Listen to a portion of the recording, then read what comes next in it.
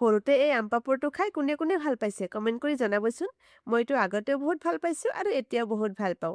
আৰু সৰুতে দেখা পাইছোঁ নহয় আইতাই এই আমৰ বতৰত আম পাপৰটো বনাই থৈ দিছে আৰু গোটেই বছৰটো ইয়াত সোৱাদ লৈছে।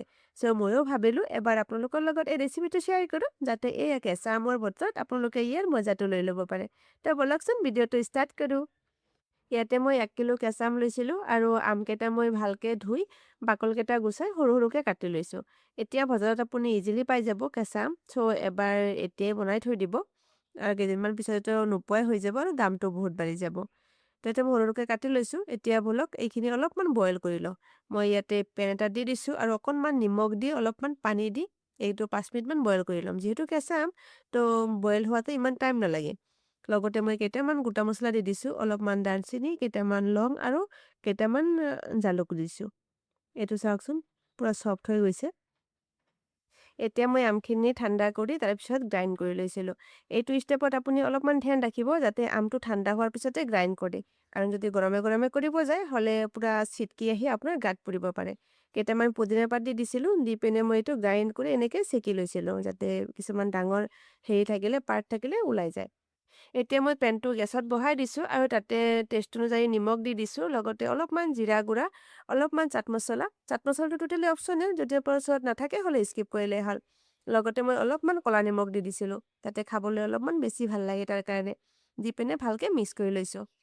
এতিয়া মই ইয়াতে চেনি এড কৰি দিছোঁ। চেনিটো আপোনালোকে নিজৰ কোৱান্টিটি হিচাপে কম বেছি কৰি ল'ব, যোনে যিমান মিঠা খাব বিচাৰে সেই হিচাপে। ইয়াতে আপুনি গেছৰ ফ্লেমটো ফাৰ্ষ্ট টু লাষ্ট হাই ৰাখি দিব, তেতিয়া জল্দি হৈ যাব। মোৰ 10 মিনিটমান লাগিছিলে আৰু আপোনালোকৰ আমৰ কোৱান্টিটি হিচাপে অলপমান কম বেছি লাগিব পাৰে টাইম। যেতিয়া আপুনি চাব মিডিলত ডাঙৰ ডাঙৰ বাবলছ আহি আছে তেতিয়া ভাবিব অলমষ্ট হৈ গৈছে বুলি। আৰু লাষ্ট মই অলপমান চিলি ফ্লেক্স আৰু অলপমান ফুড কালাৰ দি দিছিলোঁ, গ্ৰীণ ফুড কালাৰ। এইটো টোটেলি অপশ্যনেল, যদি আপুনি দিব নিবিচাৰে হ'লে স্কিপ কৰিলে হ'ল।